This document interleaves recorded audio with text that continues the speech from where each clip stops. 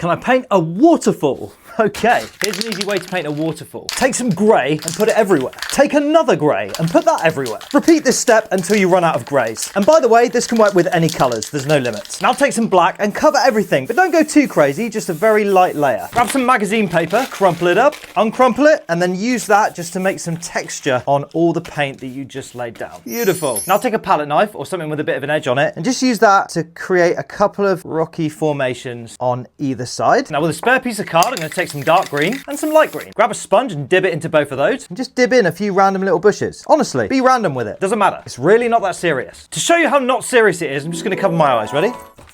There you go, it's not serious. Now we need to decide where our waterfalls are going to go. And wherever waterfalls are going to appear, you want to add a little bit of shadow. So with some black here, just gently add some shadow where some waterfalls are going to appear. You know what, for the bounce, I'm just going to put a massive one up the middle to show you guys. All right, listen up.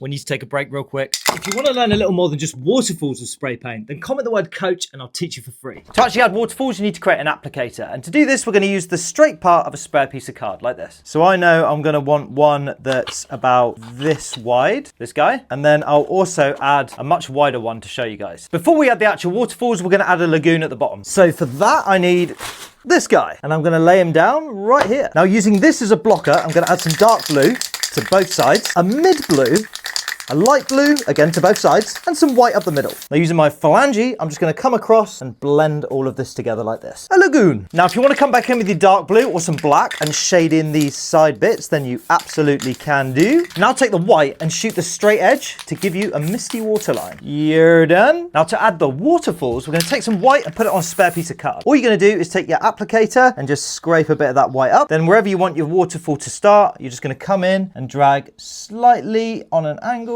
down like that. If you want to make a double deck waterfall, just come in, skadoosh and skadoosh. I can't guarantee the big guys are going to look that good, but we'll try it anyway. Skadoosh. Oh, it's so short. It's okay. We can fix this. I will have enough paint. Okay, we can make it work. If your waterfall doesn't actually make it to your lagoon, don't worry. We can fix that. Piece of card, line it up with where the waterfall is supposed to hit, and then you can use that as a bit of a blocker to make some mist come up from the bottom. And you can put that mist literally anywhere. Just go nuts. This still doesn't look right, but we can still fix it. Dish sponge. I don't need this bit. Tear off a smidgen. Dib, dib, dib. I'm going to use that to create very big splooshes here. Make it random. You can add a little more mist in the foreground if you like. Squiggle, mad diggle. And boom. What's next?